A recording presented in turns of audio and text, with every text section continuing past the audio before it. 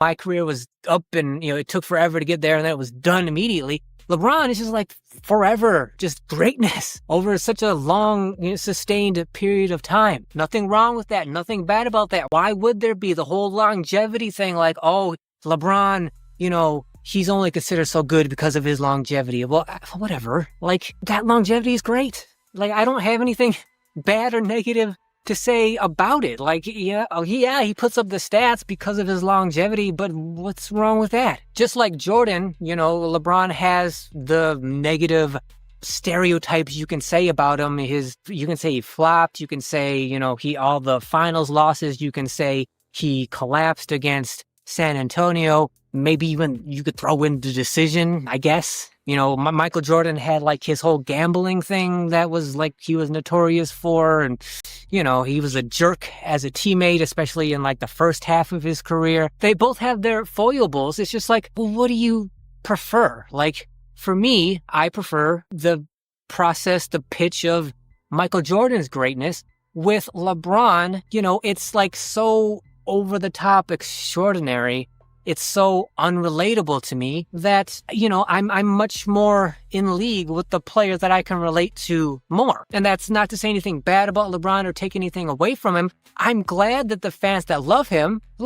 And I don't have anything bad to say about them. And I don't want to say like, oh, how could you like LeBron when Michael Jordan exists? That's crazy. I would never go that route. If you prefer LeBron's career and his greatness and the trajectory that his career has taken, I don't blame you. If your opinion is like, wow, LeBron, he was great from the beginning and only got greater and sustained it for over 20 years. Obviously, because of that, he has to be the best in history. Notice I'm not using GOAT because I hate the term GOAT. But if that's why you believe he's the best, then I don't blame you. If you're like, yeah, Jordan was great with his street beats and all, but have you seen what LeBron's done for how long he's done it?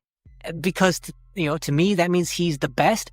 If that's your stance and your opinion, then I don't blame you at all for feeling that way. I have no problem with it whatsoever. LeBron is great. It's undeniable. He's had an amazing career. Who knows, when we'll see another player in the future have another career the same way LeBron has had. Like I said, I'm not really a hater, but I'm certainly not a LeBron hater, especially the way he plays. I'm not a fan of his personality, like the way he presents himself in public to the media. Don't like that. But it's easy for me to separate, his personality to his game, the way he plays.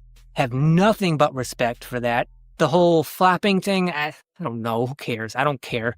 What I care about is when he plays great, which he does most of the time, I appreciate it and I respect it. I'm glad that he has fans, diehard fans that are like, yes, that's the way you be a NBA all-timer, right?